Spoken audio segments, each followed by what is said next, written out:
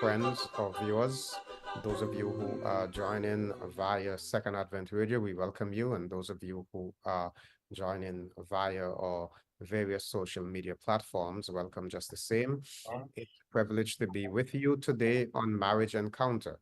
Marriage Encounter seeks to bring useful, meaningful information on how you can improve your marriage relationship, how you can spice it up. And for those who are not married, and are listening, so many of you have been saying you're getting useful tips.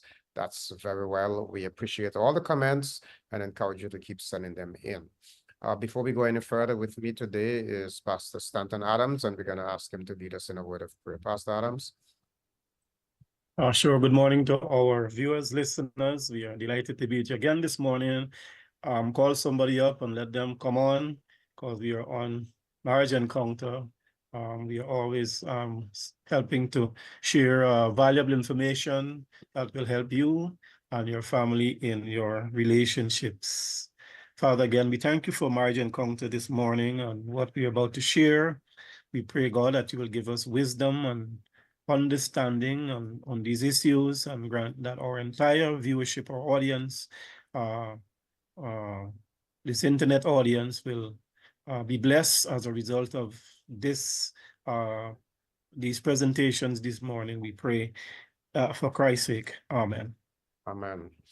Well, friends, again, we trust that you're doing well. We started, last week, in fact, we jumped to talking about the whole matter of an issue that we said, hey, wait, let's not go so fast, let's go back.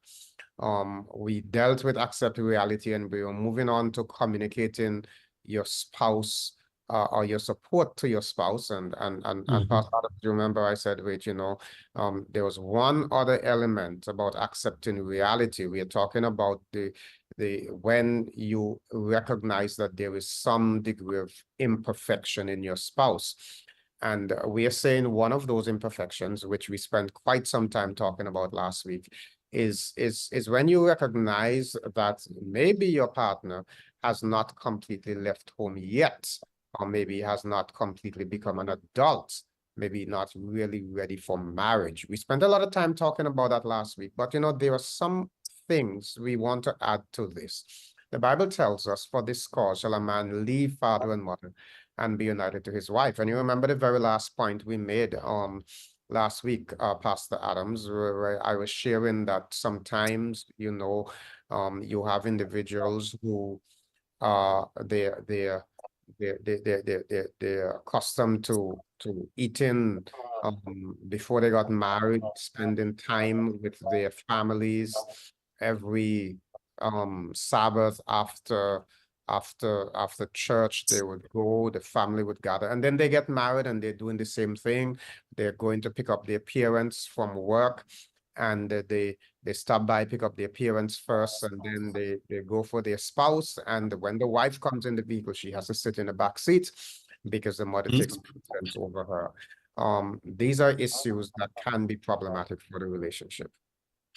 Yes, and it is okay to have family rituals, but when you leave that family of origin, because like eating together, like doing some specific things, these are rituals that lend for the bonding and closeness and intimacy in the family.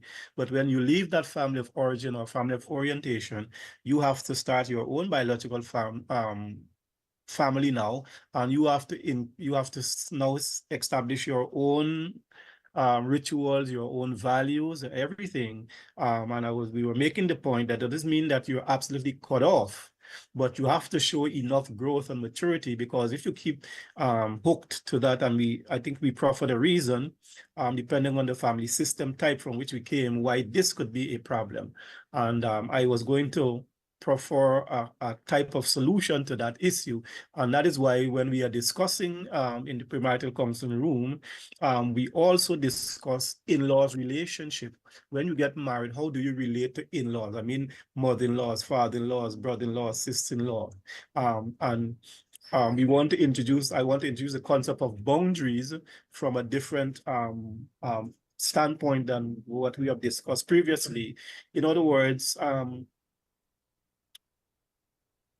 because we are talking about the solution, if you recognize that that's the problem, how do we solve it? One of the ways to solve it, that we have to have a conversation about mutual boundaries. And if your family member is the one that is intrusive, you should be the one to take the initiative to let them know that. And you have to arrive at a mutual boundary over which family members should not cross. And you did allude to the fact, Dr. Greene, that sometimes people live with their in-laws. They are married, but they live with in-laws. In some culture, that's normative to the culture, but yet they are separate because there's not an intrusion, there's an understanding. But apart from that, there are some cultures where there's intrusion, where the wife is not in charge, but the mother-in-law, she decides how the house is fixed, what curtains to put up and all those kind of things. You have that kind of intrusion, but there are other situations where even though the in-law, and I would normally tell people that in the parental counseling room, if because of whatever challenges you're not yet ready to move into your new space, we recommend that move into your house, your space, even if it is a hut. You don't have to move into a mansion. You want to be alone because there are some very critical things that you have to do in the first 0 to 3 years of marriage that constant intrusion and interference would definitely affect. The process of intimacy requires that the two of you be there together. There's some second phase knowing and knowledge that will come to surface. You want to put to work those skills that you would have learned in the premarital counseling experience, and therefore you need that space, and therefore you need to establish some boundaries beyond which family members and even friends, close relatives should not cross over. And the two of you have to decide that these are in a mutual way. So I am not as right to bring in my sister or my brother into a family issue, except we have mutually agreed that this is going to happen. We must mutually agree that, okay, let's get the opinion of this person on this particular thing. I am not at liberty to feel, oh, because it's my sister, my brother, I could just go and discuss our family matters, our family affairs with them, and we have not had that kind of a conversation. Those are the kind of boundaries you're talking about, right? And I did give reference to my own experience. I'm a grown man. We grew up together. When I go home, I normally stay by my sister. There's a particular room that is prepared for me, and that is my space. I don't intrude. I won't go into her matrimonial room just like that. If I want something from in there, I ask for permission to go. You say, oh, I just go in the room and take it. No. I respect your space, your boundary. Yeah, because so we have to come to that level of maturity. And sometimes we have in-laws intrusion to the fact, to the degree where it is really discomforting and it is causing a problem with the dynamics of this new relationship. Well, you mentioned several things there, Pastor Adams. And again, I want to slow down because while and of course you made reference to boundaries, contextually we are discussing boundaries. You know, there are some things that you have to own up to, definitely, and every now and then it may be necessary for you to remind your partner that, listen, you have to establish the relationship according to boundaries. But I want to go back to a couple of things that you mentioned there, just to highlight some very important principles. You know, you began by saying there are some cultures where it is perhaps normative for people to marry into an extended family, and that just brings, I like to highlight these things when they come up so that individuals can understand. Our world has become a lot more pluralistic. People are becoming a lot more accepting of different cultures. You know, once upon a time, people would hesitate to marry cross-culturally. Our society, we talk about the Gen Zs and the Gen Xers and so on. They are a lot more open, a lot more pluralistic. But we do want to say this: when you're marrying somebody of a different culture, there is a lot that needs to be taken into consideration. You know, family customs, how we do things, cultural conflicts can be a very serious challenge for relationships, especially early in the marriage. In fact, I don't even know if I want to say especially early in the marriage, because some things take time to unravel, you know, and these are things that you deal with. For example, I can think of a situation, Pastor Adams, where this couple got married cross-culturally, but because the gentleman was living in the culture of the woman, he accommodated, you know, he adopted, I should say. But then his Mhm. in-laws came to visit, and as soon as his in-laws came to visit, he just reverted to what he was accustomed to, because now, you know, he doesn't want his mother and his father to think that he's not a man anymore. And so Mhm. just overnight he flipped and began Mhm. to do some things where the wife is, what's going on here?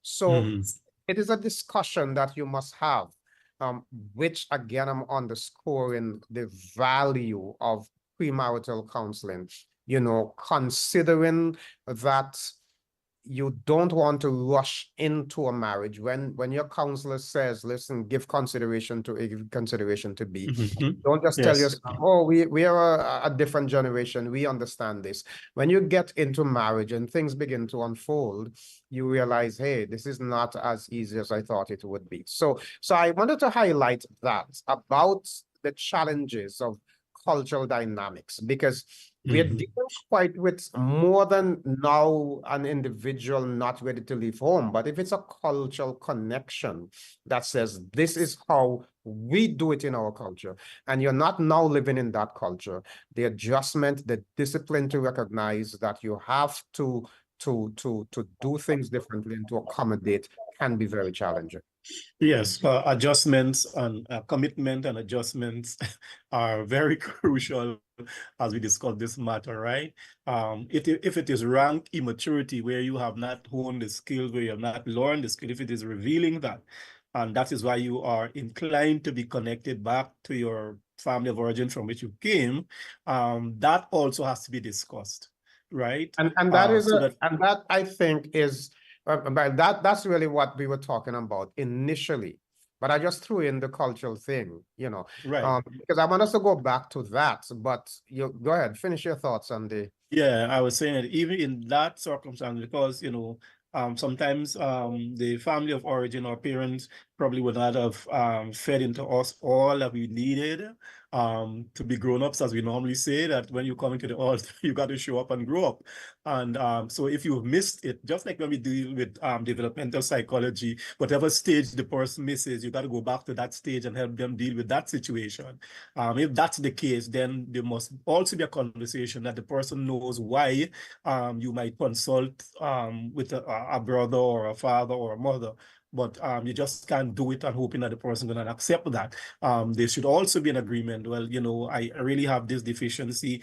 Could you help me with this? If you can't help me with this, then I probably have to go back to the system for which I came. So yes, sometimes the situation, because I've seen those situations where the spouse could not help the other person to grow in the area. So they had to revert back to the place where it had been. But again, that was discussed, it was accommodated. I remember my very first my elder sister um sought some counseling advice from my mother at the birth of her first child, because you never had this experience before. And you needed this. So sometimes that was the tradition in the village where I grew up. The mother or the grandmother will go for a couple of days, a few days Yes. at the home of the firstborn. It's the first grandchild, and help the new mother learn them the ropes, right?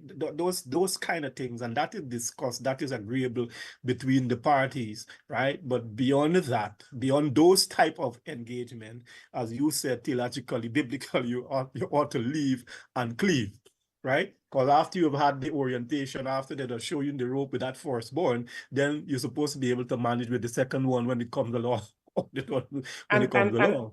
the reality is, I mean, that's a good thing, you know. It's good to be able to, and again, we keep saying that we are not suggesting that you abandon your parents. Parents will play Right. a role, and that's an excellent example of parents playing a role. You're having your first Mm. child, don't know what to do, and when your mother-in-law, your mother can come over and provide that kind of assistance and take you through the ropes, so to speak. That's a very good Mm. thing. But very often those parents, when they have done what they needed to do, they will tell you, okay, my task is finished and I leave you. You are on Yes. your own now. It is not suggesting that, hey, unfortunately, there are some situations where mommy comes or daddy comes and they make up make up their bed and they don't want to leave. That's the challenge. Now, there are other times when the parents may not come into the home literally, but they control the affairs of the home from outside, you know. So they may call, they may say, come by, I cook some food here, you know, or they may call and say, what your wife cook today? Come, let me give you some real food. You know, that kind of, which can be a very humiliating for the wife, who is now beginning to wonder, am I not measuring up? You know, if my husband is not eating my food, he's going over and he's being satisfied with his mother. And these are the kinds of immaturity that we're talking about. Well, even though you said that, and you shouldn't even make a remark, because leaving home also include comparing. Oh, my mother cooks this thing this way, or her dish, this type of one tastes better than you can't make those kind of statements or comment, because you still have not left home. Well, stay with your mother, let her cook it the way that you want to cook it, you know. So even some of the remarks we make and how we deal with these things, how we treat these things, could in a sense convey that maybe I have not left home, but I just want to go the reverse, because in my experience, you know, I've seen that not that you staying with your parents, but when it happens that your parents have to stay with you for whatever reason, because they probably might be sick, or you know, nobody was there to take care of them. And what about when your parents have to be domiciled in your matrimonial home now? Are they involved? Are they intrusive? The boundary principle still holds. So even either ways, if your parents, because there are some situations where your aged parents or sickly parents are with you, and that's understandable. My mother-in-law, not my brother's mother-in-law had to be with them. My mother had to be with my brother because of the particular illness. So you have two in-laws, mother-in-laws living there.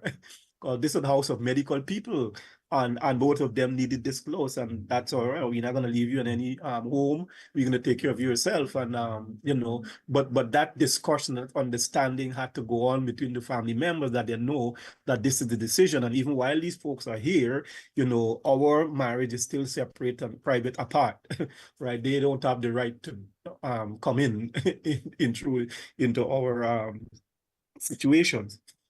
Now, I want to Pastor, again highlight another important factor. And you made a reference to it earlier, and this has to do with how you begin your new life. So we're talking about newlyweds now.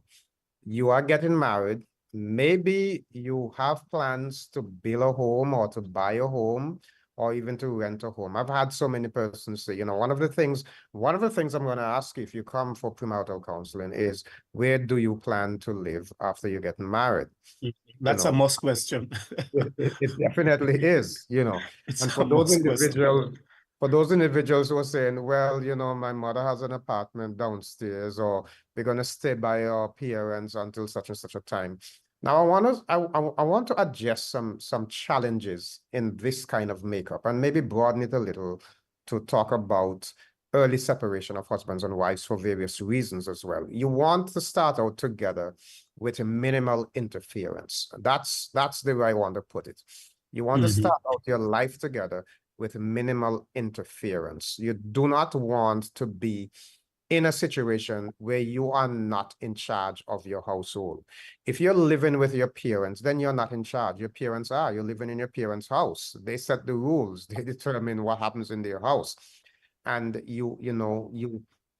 now, if it's a war situation, you know, there are these extenuating circumstances that we can appreciate and understand. If you're living in Ukraine, you know, you hardly have a challenge, you know, that kind of thing. But under normal circumstances, avoid going to live in your parents' home. You're just getting married.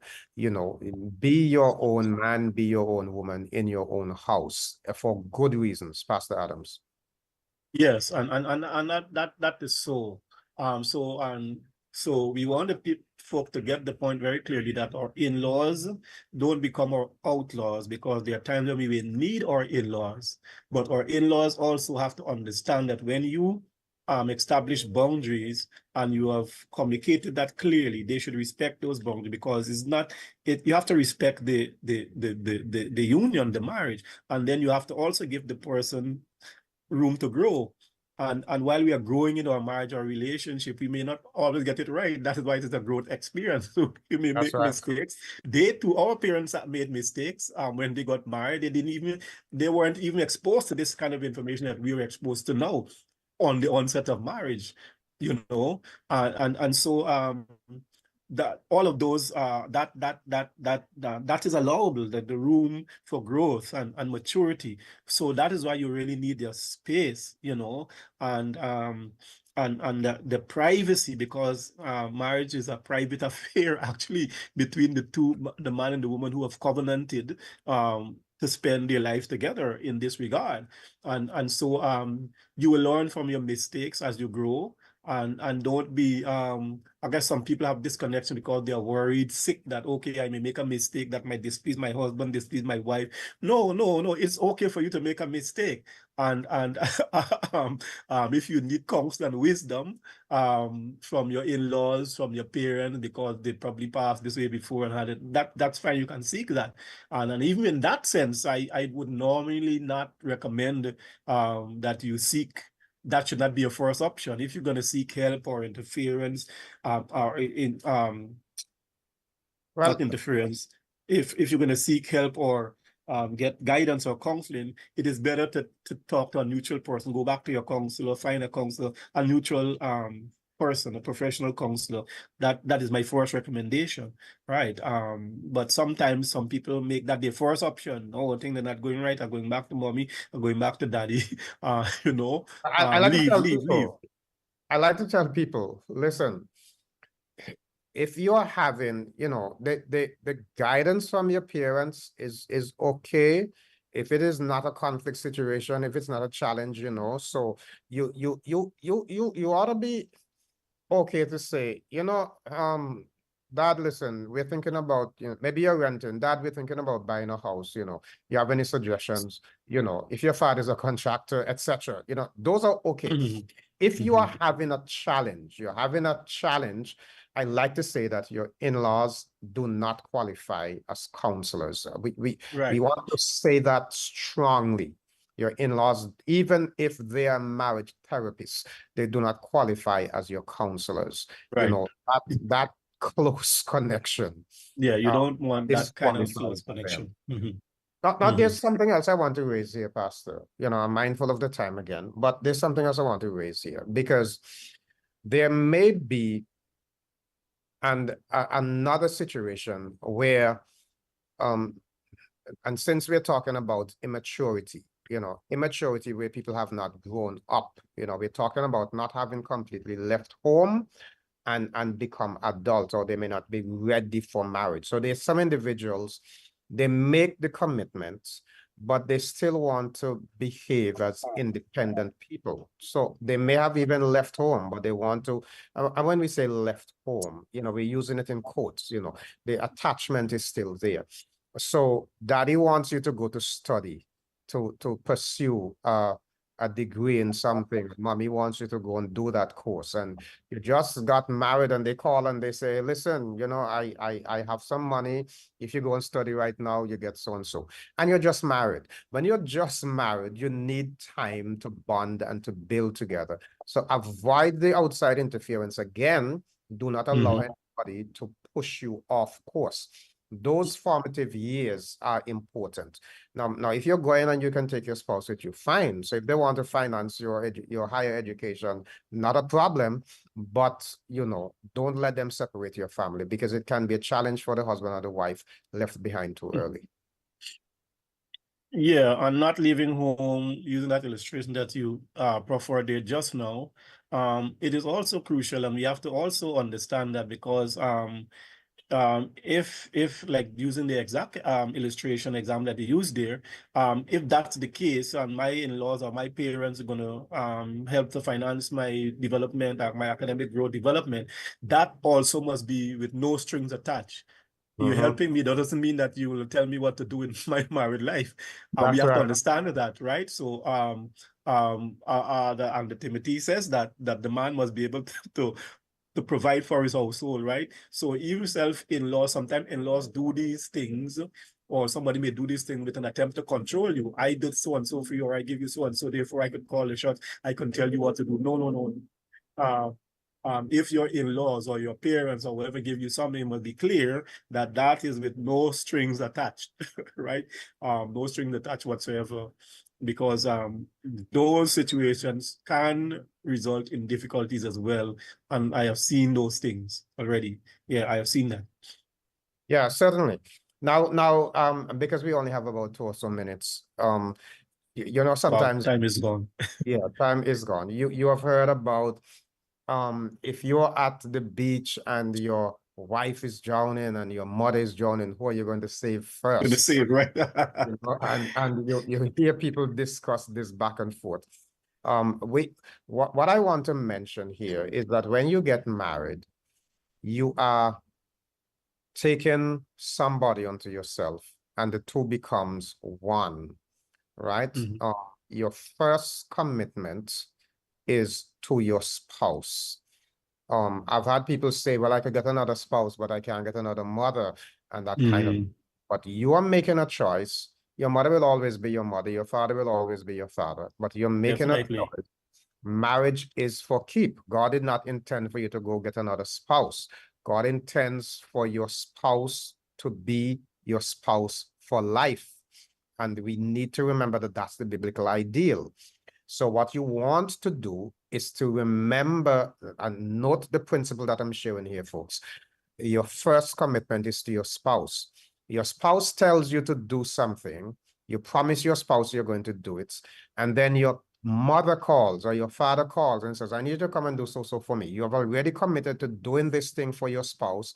Your mother calls and you don't even take the time to discuss with your spouse. You say, okay, and you're gone. And you forgot that you had something to do for your spouse. That can be very problematic right there. Yes. So there, what we're actually saying now, that there is a major, when once you make the decision, it's a major switch of loyalty and allegiance. It's a major switch. And if you are not in that space, even though you have committed and have gotten married, you need to do some growing to come to the point where you're able to make this major switch of loyalty and this major switch of allegiance, because that is what is really required, right? It's a major switch of loyalty and a major switch of allegiance to the person to And whom you are sometimes now married. sometimes you have to be the one to tell your parents or to remind them, hey, listen, I'm married. Yes. You know, I have developed beyond your parental control now. So please Yes. remember this. Every now and then you're going to have to step up and say, such is the case. You know? Yes. Yes. Yeah. So friends, again, we are sharing these things against the backdrop that these are not far-fetched. These are issues that are current issues that people deal with, grapple with on a All the daily. time. All the time. And if in you're marriage. not encountering something like this, we say praise God. But if you are, we trust that you have given heed to what we're sharing, and you are going to have to say, listen, if this is my reality, this is my reality, but we do need to work on this because this is not what God intends for the marriage. Okay, Yes. that's all the time we have for today. We want to thank you for tuning in to Marriage Encounter. We will be back again next week for another encounter. We are going to move on. We're continuing this very important discussion, a different aspect, you know, the whole matter of giving support to your spouse. We started that a couple of weeks ago. If you have questions, comments, or concerns, please feel free to drop us a line, marriageencounter@slcadventist.org. That's marriageencounter@slcadventist.org. That's all the time we have for today. Until next week, may God's richest blessings be yours. Okay. Bye for now.